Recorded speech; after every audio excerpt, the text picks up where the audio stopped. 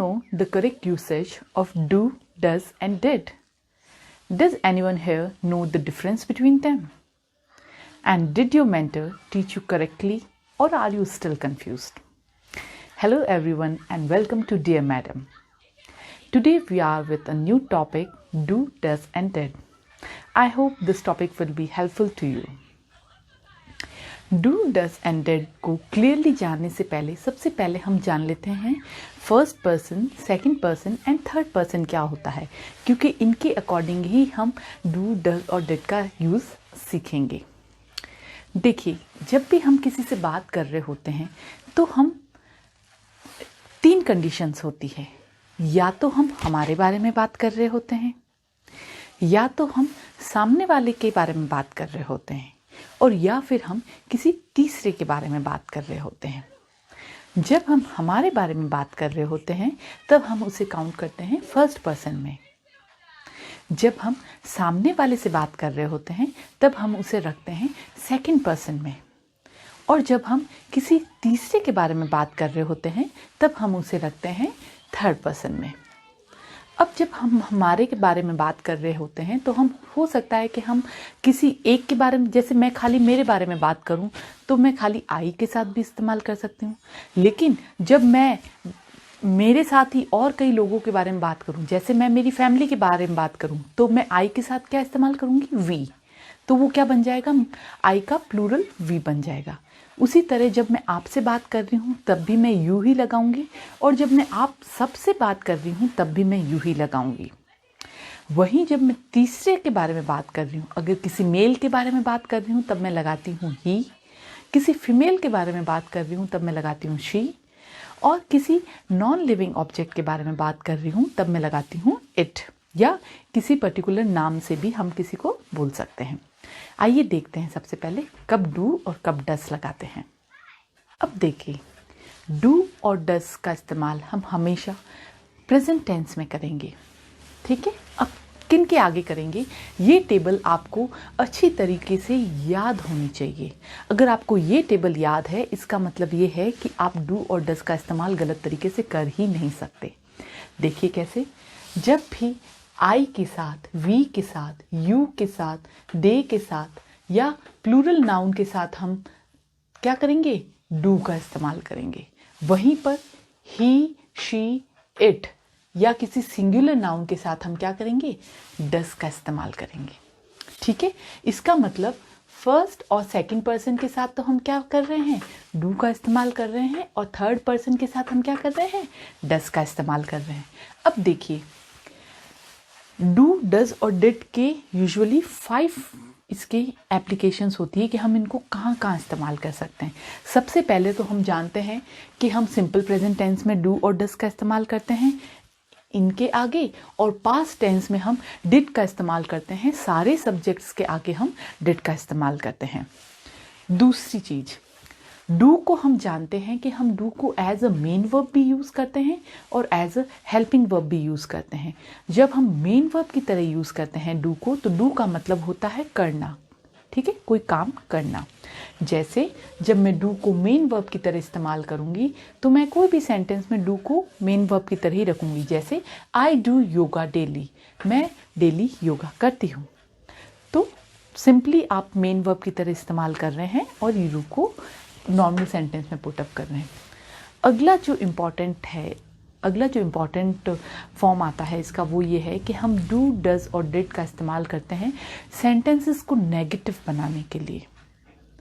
जब भी हमारा कोई सेंटेंस होगा, जैसे मैंने बोला टुडे इज़ मंडे, ठीक है, तो ये हमारा पॉजिटिव सेंटेंस है। अब जब भी इसको नेगेटिव बनाना होगा तो हम क्या करेंगे? नेगेटिव सेंटेंसेस के अंदर हम डू नॉट, डज नॉट और डिड नॉट का इस्तेमाल करेंगे।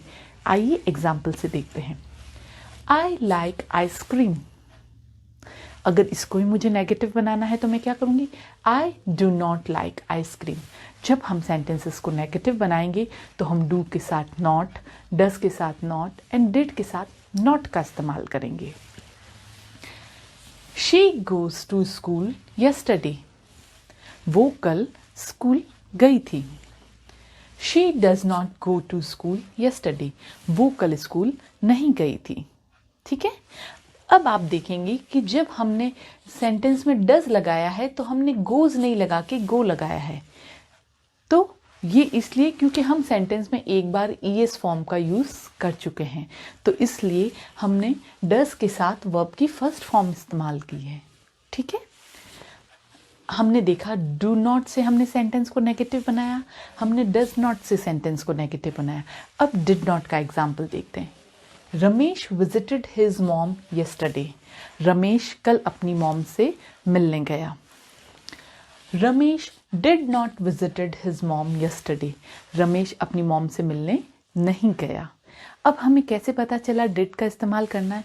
क्योंकि यहाँ पे क्या आ गया था, एक तो यस्टरडे वर्ड आ गया था और दूसरा यहाँ क्या आ गया था, विजिटेड आ गया था। इसका मतलब वर्ब की सेकंड फॉर्म आ गई थी। तो हमें पता चल गया था कि ये पास्ट टेंस का सेंटेंस है और पास्ट टेंस का जब भी आएगा तब हम डिड नॉट का इस्तेमाल करेंगे। ये था नेगेटिव सेंटेंसेस का। थर्ड हमारा है इंटेरोगेटिव सेंटेंसेस, यानी जब भी हम किसी से सवाल पूछने वाले सेंटेंसेस, प्रश्नवाचक सेंटेंसेस जब बनाते हैं तब भी हम डू, डज एंड डिड का इस्तेमाल करते हैं। आइए देखते हैं इनका स्ट्रक्चर क्या होता है।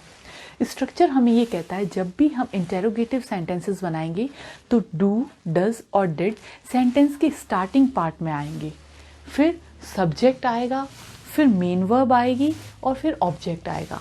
और एक चीज़ और ध्यान में रखनी है कि मेन वर्ब जो आएगी वो फर्स्ट फॉर्म में आएगी। इसका मतलब वर्ब फर्स्ट फॉर्म में आएगा। आइए देखते हैं।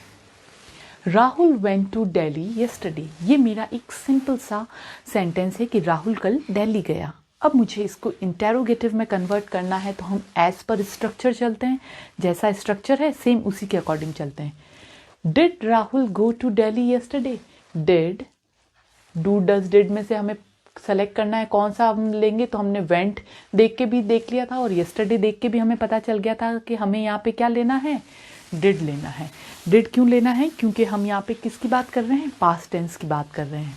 तो डिड, फिर सब्जेक्ट आया राहुल, फिर मेन वर्ब आई गो। वहाँ पे वेंट थी लेकिन अब हमने यहाँ पे वर्ब की फर्स्ट फॉर्म लेनी है, इसलिए हमने क्या किया, गो टू दिल्ली यस्टरडे।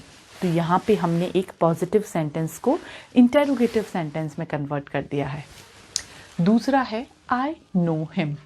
अब हम जानते हैं आई के साथ में क्या इस्तेमाल होता है, डू। तो हमने यहाँ पे क्या लिखा, डू आई नो हिम। ठीक है। अगला है शी गोज टू स्कूल। वो स्कूल जाती है और हमें पता है ही, शी, इट के आगे क्या आता है, डज। तो यहाँ हमारा आ जाएगा does she goes to school. अब देखिए कई बार हम डू, डज और डिड का इस्तेमाल शॉर्ट आंसर्स देने के लिए भी करते हैं। शॉर्ट आंसर्स से मतलब है कि एक या दो वर्ड के जो हमारे आंसर्स होते हैं उनके लिए। कैसे, देखिए, डू आई नो हिम, क्या मैं उसे जानती हूँ, नो आई डू नॉट, नहीं मैं नहीं जानती। He likes ice cream and so do you, उसको आइसक्रीम पसंद है और आपको भी। Did Rahul go to school, क्या राहुल स्कूल गया, नो ही डिड नॉट। तो ये हमने देखा कि शॉर्ट आंसर्स के लिए भी हम डू, डज और डिड का इस्तेमाल करते हैं। और लास्ट यूसेज जो है हमारा वो है किसी वर्ड पे या किसी सेंटेंस को एम्फसाइज करने के लिए। मतलब कोई सेंटेंस है जो हम हमारी बात पे जोर जब देना चाहते हैं, किसी बात पे जोर देना जब हम हमारी किसी बात पे जोर देना चाहते हैं तो हम डू, डज और डिड का इस्तेमाल करते हैं। जैसे do call me when you are free. तो मैं यहाँ पे ये भी बोल सकती थी call me when you are free, लेकिन मैंने जब do call me when you are free बोला है, इसका मतलब मैं जोर दे के कह रही हूँ कि जैसे ही फ्री हो मुझे कॉल करना। वहीं यू डू लुक टायर्ड, मैं चाहती तो मैं यू लुक टायर्ड भी बोल सकती थी। इसका मतलब भी यही होता कि आप थके हुए से लग रहे हो, लेकिन यू डू लगाया मैंने, इसका मतलब मैंने इस बात पे जोर दिया है कि यू डू लुक टायर्ड, आप बहुत थके हुए लग रहे हैं। ठीक है, ये थे हमारे डू, डज एंड डिड के यूसेज। अब इन सब में आपने ये चीज़ तो देखी ही होगी कि मेन पार्ट जो है वो ये है। इसका मतलब आपको ये टेबल अच्छे से याद होनी चाहिए, तो आप डू और डिड और डज को बहुत अच्छे तरीके से इस्तेमाल कर सकते हैं। अब आपकी जब भी न्यूज़पेपर में या बुक में जहाँ पे भी डू डज और डिड आए, आप अपने आप से उनको वहाँ पे लगाने की कोशिश करें और अपने आप से भी कई सेंटेंसेस ऐसे बनाएं जिसके अंदर आप डू डज और डिड का इस्तेमाल कर सकें। आपको हमारा वीडियो कैसा लगा और क्या ये आपकी कन्फ्यूजन दूर करने में हेल्पफुल था, हमें हमारे कमेंट बॉक्स में ज़रूर बताएं और देखते रहिए डियर मैडम। Thank you.